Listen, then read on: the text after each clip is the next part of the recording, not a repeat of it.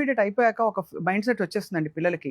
మేము బోల్డ్ సాధించేసాం, ఎగ్జామ్స్ రాసేసాం, ఎంట్రన్స్లు కూడా అయిపోయాయి, ఇంకా చాలేదు అనే ఒక లైట్ తీసుకునే మోడ్కి అంటే వస్తారు. దీంట్లో ఇండియా మొత్తంలో ఈ కైండ్ ఆఫ్ యాటిట్యూడ్ మన తెలుగు రాష్ట్రాల్లో ఉంది మ్యామ్. అవును. అంటే లాంగ్ బ్యాక్ ఒక సర్వే చేస్తున్నారు. దాంట్లో ఏంటంటే ఇంటర్మీడియట్ లో మన పిల్లలు అంటే ఐఐటి ఆల్మోస్ట్ 50% మన పిల్లలే కొడతారు. బట్ ఫెయిల్ అవుతున్న వాళ్ళు ఫస్ట్ ఇయర్ లో ఎక్కువ పర్సెంట్ మన తెలుగు పిల్లలే. అవును. అవును. సో అప్పుడు ఐ థింక్ మద్రాస్ ఐఐటి వాళ్ళు ఎవరో ఒక చిన్న సర్వే చేస్తే మన వాళ్ళని అడిగితే ఎందుకురా బాబు మీరు యూనో అంత లైట్ గా తీసుకుంటారు, ఫెయిల్ అయిపోతున్నారు అని చెప్తే, మళ్ళీ వండర్ఫుల్ థింగ్ ఏంటంటే ఫైనల్ ఇయర్కి వచ్చేప్పటికి there once again back.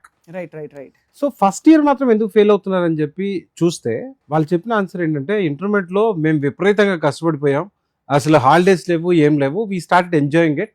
After losing some subjects and all, కొన్ని సబ్జెక్టులు ఫెయిల్ అయిన తర్వాత దెన్ దే రియలైజ్ ఇట్ అనమాట, అమ్మో ఇట్లా కాదు అని చెప్పేసి. సో ఆ రకంగా చూసుకున్నప్పుడు మన పిల్లలు ఇంటర్మీడియట్ ఆ ఏజ్ లో అందరికన్నా ఎక్కువ కష్టపడతారు మ్యామ్. కరెక్ట్. నిజంగా అది ఒక రకంగా మంచిదే. పిల్లలు ఆ విషయం తెలుసుకోగలిగితే చాలా బాగుంటుంది. వాళ్ళ మంచి కోసమే తల్లిదండ్రులు కావచ్చు, లేకపోతే మన కాలేజెస్ కావచ్చు, అంత కష్టపడేది వాళ్ళ బెటర్మెంట్ కోసం అనేది వాళ్ళకి అర్థమవుతే బాగుంటుంది.